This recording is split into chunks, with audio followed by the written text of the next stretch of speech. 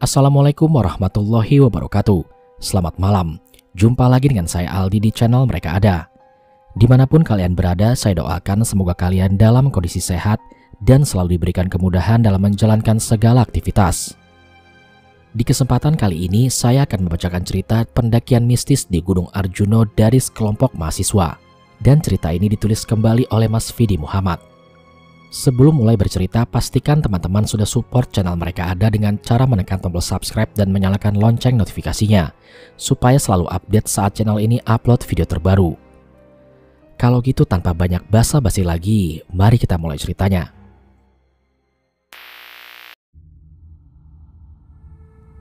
Berawal dari liburan semester, kami satu kelompok. Ada aku, Nia, Maya, Fajar, Agus, Herman, dan Aldi. Mereka adalah remaja yang gemar melakukan kegiatan pendakian, kecuali aku. Aku masih awam dalam hal pendakian. Pendakian kali ini adalah pendakian kedua bagiku setelah sebelumnya aku mendaki ke Gunung Penanggungan, yang tingginya mencapai kurang lebih 1500 mdpl. Hari Jumat pagi kami berkumpul di kosan Fajar untuk membahas dan mempersiapkan pendakian keesokan harinya, dari mulai menentukan jalur hingga menyewa peralatan yang belum lengkap. Setelah lama kami berdiskusi, akhirnya kami memutuskan untuk mendaki ke Gunung Arjuno via jalur Purwosari dan akan turun via jalur Lawang. Karena kata Fajar kalau mendaki via Purwosari melihat banyaknya peninggalan Majapahit di masa lampau. Singkat cerita, karena hari sudah mulai sore, kami pun pulang ke rumah masing-masing. Dan malam harinya aku browsing di internet mencari artikel yang membahas tentang pantangan di Gunung Arjuno. Dan aku menemukan salah satu artikel yaitu dilarang mendaki dengan jumlah ganjil. Singkat cerita, keesokan harinya kami pun berkumpul di kampus dan berencana berangkat bareng dari kampus dengan menaiki kendaraan umum. Pada saat kami berkumpul di kampus, aku mendapat telepon dari Agus dan memberikan kabar bahwa hari itu Agus tidak bisa ikut mendaki bersama kami karena adanya keperluan yang benar-benar mendesak dan tidak bisa ditinggalkan. Aku memberitahu Fajar tentang hal itu. Dan Fajar terlihat sedikit kesal mendengarnya. Hingga akhirnya Fajar memutuskan untuk berangkat berlima. Mengingat artikel yang aku baca semalam bahwa mendaki ke Gunung Arjuno tidak boleh ganjil, aku pun bilang pada Fajar, "Jar, apa nggak sebaiknya ditunda aja pendakiannya?" "Memangnya kenapa ditunda?" jawab Fajar dengan sedikit kesal. Aku pun sedikit bingung menjawabnya dan enggan jujur karena takut dibilang penakut. "Ya kan gak enak sama Agus. Lagian kan kita berlima. Emang gak apa-apa ganjil?" "Gak apa-apa. Kita harus tetap berangkat hari ini juga. Karena kita udah terlanjur sewa peralatan. Lagian lu percaya aja sama hal gituan?"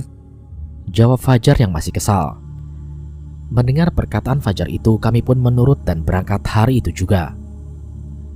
Singkat cerita, sehabis zuhur kami berangkat dari Surabaya menuju pos pendaftaran Gunung Arjuno via Purwosari dengan menggunakan angkutan umum. Kami pun sampai di base camp pada pukul 2 siang. Kemudian Fajar segera mengurus pendaftaran dan setelah selesai kami pun beristirahat sejenak untuk melepas lelah saat perjalanan tadi. Kurang lebih 30 menit kami beristirahat, kami pun memulai perjalanan dan tak lupa kami pun berdoa. Dengan berjalan santai, waktu itu jalannya masih lumayan landai dan dikelilingi pohon pinus. Namun di antara deretan pohon pinus itu, tiba-tiba aku merasa cemas. Aku seperti merasakan ada hawa negatif di sekitar situ. Dalam hati aku pun berkata,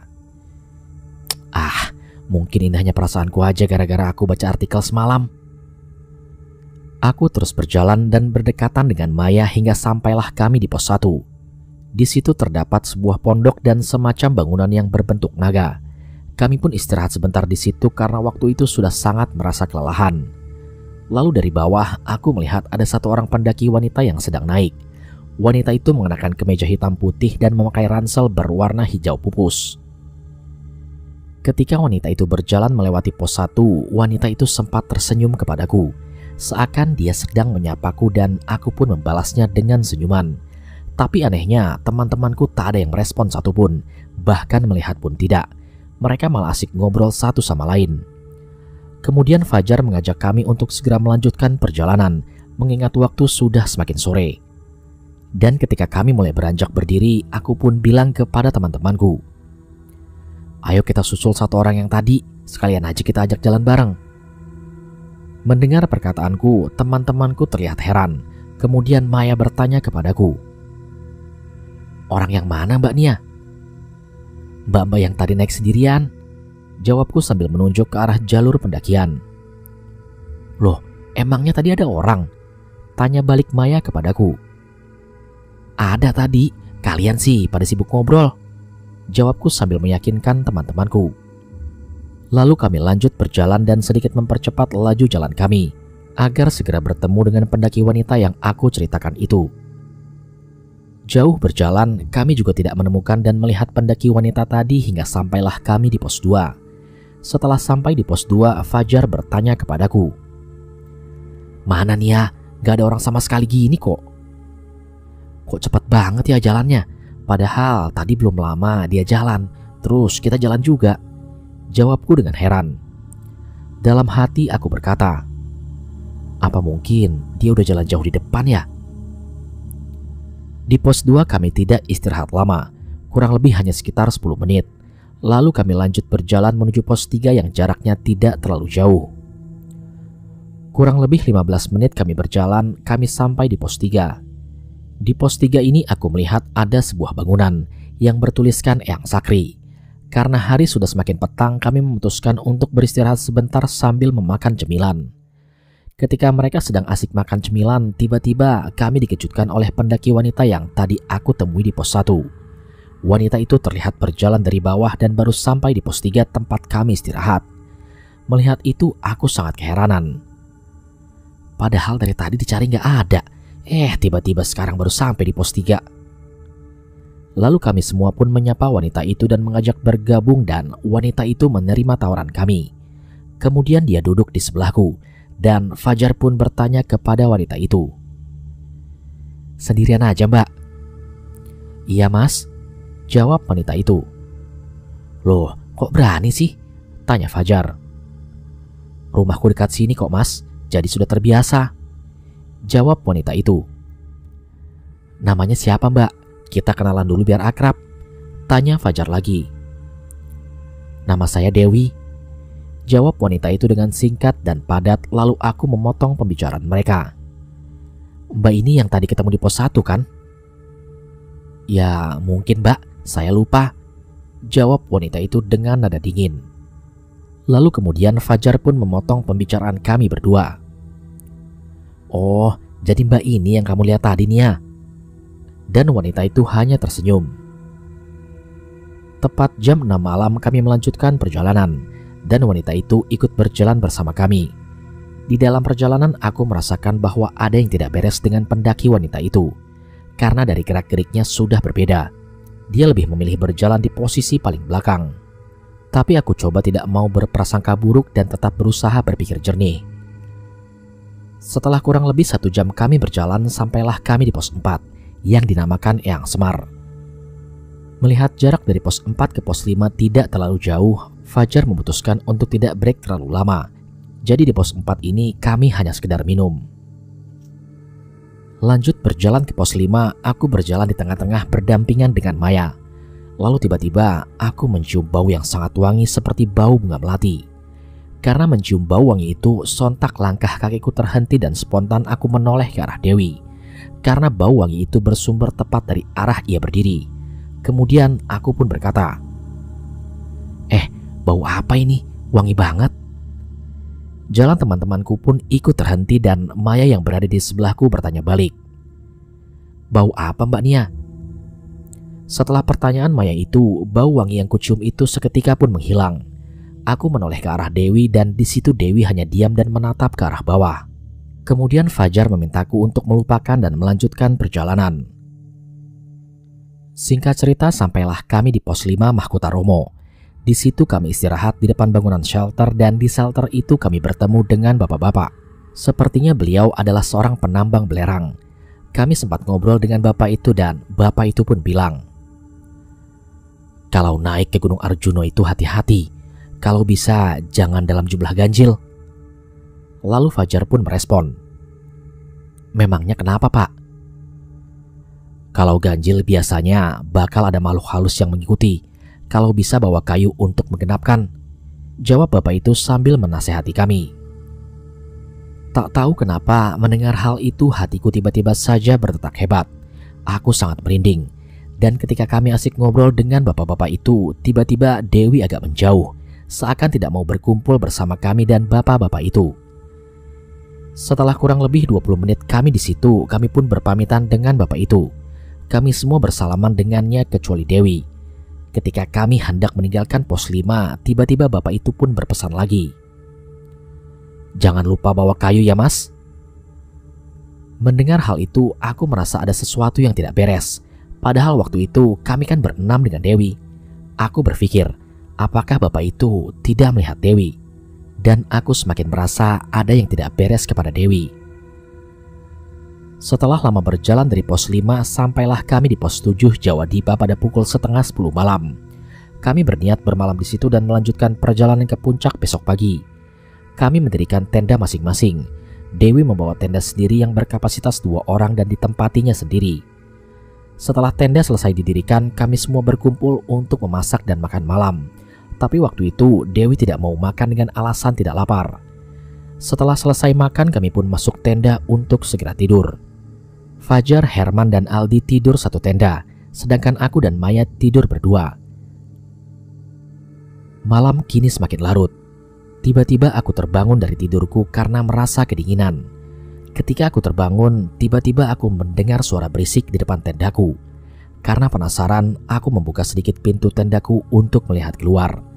Dan aku benar-benar sangat terkejut. Ketika melihat keluar, ternyata di situ ada Dewi yang sedang duduk di depan tendanya seorang diri, sambil bermain dengan ranting yang dicoret-coretkan ke tanah. Aku yang awalnya ingin menyapa, akhirnya memutuskan untuk tidak menyapanya, karena merasa aneh dengan apa yang dilakukan Dewi. Aku terus mengintip Dewi dari sela-sela pintu tenda. Lalu tiba-tiba saja Dewi berdiri dari duduknya dan berjalan ke arah sebuah pohon yang jaraknya sedikit jauh dari tendanya. Di situ aku melihat Dewi sedang berbicara, entah dengan siapa ia berbicara. Melihat itu aku semakin ketakutan. Tapi di sisi lain aku masih penasaran dengan apa yang akan dilakukan Dewi. Aku terus melihat Dewi dari sela-sela pintu tendaku. Dan tak lama kemudian Dewi terlihat berlari jauh ke dalam hutan hingga aku tak dapat melihatnya lagi. Karena takut, aku pun menutup pintu tenda dan melanjutkan tidur, dan bibirku terus melantunkan doa agar tak terjadi apa-apa kepadaku dan teman-temanku. Hingga akhirnya aku pun tertidur malam itu. Singkat cerita, tepat pukul 4 pagi kami semua pun terbangun. Ketika bangun, aku melihat tenda Dewi belum terbuka. Kemudian aku menyuruh Fajar untuk membangunkan Dewi. Namun ketika Fajar mendekati tenda Dewi dan akan membangunkannya, tiba-tiba aku dikejutkan dengan kedatangan Dewi yang tiba-tiba saja muncul di belakangku. Spontan aku kaget dengan keberadaan Dewi di situ. Lalu Fajar pun bilang, "Walah mbak, tak kira belum bangun." Dan Dewi pun menjawab, "Sudah mas, tadi habis buang air kecil." Aku hanya terdiam. Karena waktu itu aku melihat raut wajah Dewi tidak seperti orang yang baru bangun tidur. Dan kedatangannya Dewi itu tepat dari arah hutan tempat ia berlari semalam. Aku benar-benar ketakutan waktu itu. Terlebih lagi ketika aku melihat Dewi. Ketika kami sedang beres-beres, tiba-tiba Fajar menemukan sebuah dompet berwarna ungu. Melihat itu Fajar mengambil dan bertanya kepada kami semua apakah ada yang kehilangan dompet. Tapi tidak satupun dari kami yang kehilangan dompet. Karena tak ada yang merasa kehilangan dompet, Fajar pun membuka dompet itu. Ternyata di dalam dompet itu terselip kartu identitas Dewi. Ternyata pemilik dompet itu adalah Dewi yang tertinggal. Dikarenakan Dewi yang sudah pergi ke puncak duluan dan melihat isi dompet itu berisi surat-surat penting, Fajar pun membawanya dan berniat mencari Dewi di puncak untuk memberikannya. Singkat cerita, sampailah kami di puncak kurang lebih pukul setengah 10 pagi. Di puncak kami pun mencari Dewi dan menanyakan kepada pendaki lain apakah ada pendaki wanita yang mengenakan kemeja hitam putih dan memakai ransel berwarna hijau pupus. Namun dari semua pendaki yang kami temui, tidak ada satupun pendaki yang melihat keberadaan Dewi. Hingga akhirnya kami pun berpencar namun tetap saja tidak menemuinya. Oleh karena tidak menemukan Dewi, Fajar membawa dompet itu untuk turun dan berniat mengantarkannya langsung ke rumahnya. Karena di kartu identitasnya tertulis alamat rumah Dewi yang kebetulan tidak jauh dari tempat kami akan turun nanti. Waktu kini sudah menunjukkan pukul 11 siang. Kami pun bergegas turun via jalur lawang. Singkat cerita, sampailah kami di padang sabana di jalur pos 3 menuju ke pos 2. Sabana di situ sangat luas dan sebelah kiri kami terdapat sebuah bukit yang dinamakan Gunung Lincing. Sesampainya kami di situ, tiba-tiba saja aku melihat Dewi sedang berjalan jauh di atas Gunung Lincing. Aku segera memberitahukan teman-temanku dan kemudian berteriak memanggil nama Dewi karena ingin mengembalikan dompetnya. Namun Dewi tidak mendengar teriakan kami karena mungkin jaraknya terlalu jauh. Fajar mengajak kami untuk mempercepat langkah kaki kami agar bisa bertemu Dewi di pos 2. Karena di pos 2 itu satu jalur dengan Gunung Lincing. Namun sesampainya kami di pos 2, kami menunggu kedatangan Dewi tapi tetap saja tidak kunjung datang. Kami menunggunya hingga kurang lebih 30 menit. Tapi di sisi lain kami juga ragu antara belum sampai atau Dewi sudah turun duluan. Karena lama menunggu, kami pun bergegas melanjutkan perjalanan agar segera sampai di base camp. Setelah kami sampai di base camp, kami pun bertanya kepada petugas apakah ada seorang pendaki wanita yang mengenakan kemeja hitam dan memakai ransel hijau pupus dan turun via jalur lawang. Akan tetapi petugas base camp menjawab tidak ada. Kemudian aku menyarankan Fajar untuk membawa dompet itu dan mengantarkannya ke rumahnya. Kami pun turun menggunakan ojek dan setelah sampai di pasar lawang, Fajar berniat mengantarkan dompet itu seorang diri dan menyuruh kami menunggu di sebuah warung. Karena menurut ojek yang akan ditumpanginya, alamat itu berjarak tidak jauh dari pasar lawang. Namun karena penasaran dengan Dewi, aku ingin ikut mengantarkan dompet itu bersama Fajar. Dan Fajar tidak keberatan kalau aku ikut. Dan berangkatlah kami ke alamat Dewi. Sesampainya di alamat tersebut, Fajar meminta tukang ojek untuk menunggunya. Fajar kemudian mengetuk pintu rumahnya dan yang membukakan pintu adalah ibunya. Kemudian Fajar pun bertanya kepada ibunya Dewi. "Maaf Bu, apa benar ini rumahnya Mbak Dewi?" "Benar Mas, dan Mas dan Mbak ini temannya ya?" jawab Ibu Dewi. "Iya Bu, tadi kita sempat bertemu Mbak Dewi di gunung dan menemukan dompet ini tertinggal di gunung," jawab Fajar sambil menunjukkan dompet yang ia temukan tadi. Mendengar hal itu, ibunya Dewi menyuruh kami masuk dan mempersilahkan kami untuk duduk di ruang tamu. Kemudian ibunya Dewi menyuguhkan minuman dingin lalu kemudian berkata, "Mas, Mbak, terima kasih sudah mau mengantarkan dompetnya Dewi." "Iya Bu, sama-sama. Memangnya Mbak Dewi belum sampai di rumah ya?" jawab Fajar. Lalu sambil berlinang air mata, ibunya Dewi bercerita kepada kami berdua.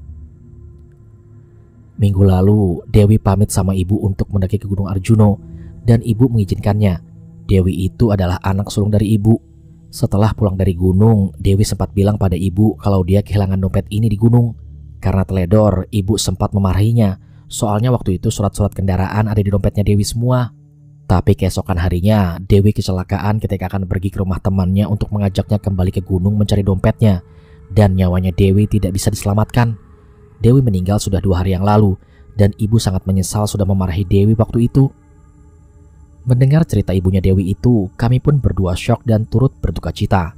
Ternyata Dewi yang kami temui di gunung adalah bukan Dewi yang sebenarnya. Kami berdua pun berpamitan dengan ibunya Dewi untuk pulang.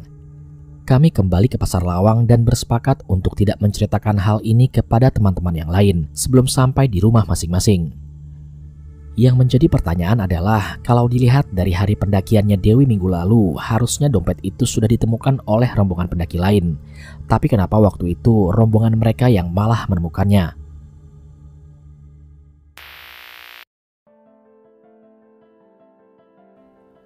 Sekian cerita pada kesempatan kali ini. Semoga dapat diambil muatan baiknya dan dibuang muatan buruknya.